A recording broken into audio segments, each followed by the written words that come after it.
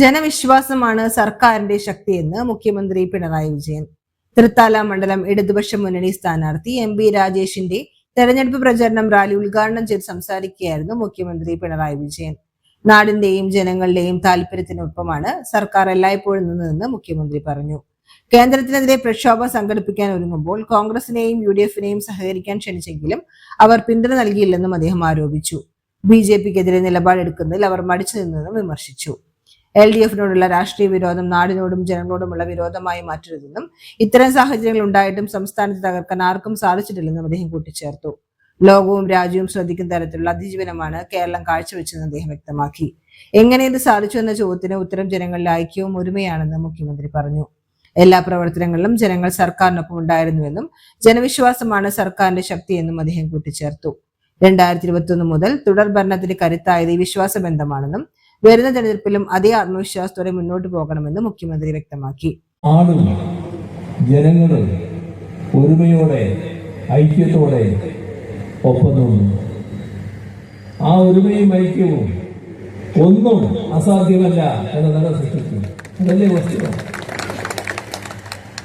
എല്ലാ കാര്യത്തിലും ജനങ്ങളൊപ്പം ഉണ്ടായിരുന്നു.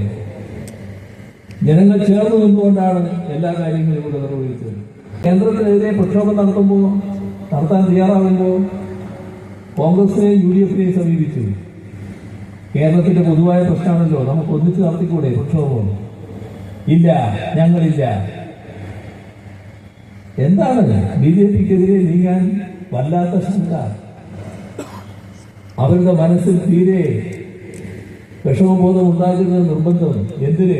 കോൺഗ്രസിനും UDF-നും.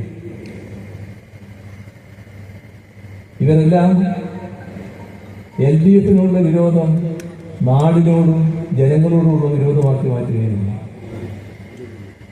LDF-നോട് വിരോധം ഉണ്ടായിക്കോട്ടെ, പക്ഷെ നാടിനെയും ജനങ്ങളെയും തകർത്ത നിലപാടെടുക്കാവോ? അതല്ലേ ഇവിടെ ഉണ്ടായത്. തൃത്താല മണ്ഡലത്തിന്റെ വികസന കാര്യങ്ങൾ നല്ലതുപോലെ ശ്രദ്ധിക്കുവാനും മുന്നോട്ട് നയിക്കുവാനും രാജേഷിന് സാധിച്ചിട്ടുണ്ടെന്നും അദ്ദേഹത്തെ വലിയ ഭൂരിപക്ഷത്തോടെ വിജയിപ്പിക്കണമെന്നും പിണറായി വിജയൻ പറഞ്ഞു.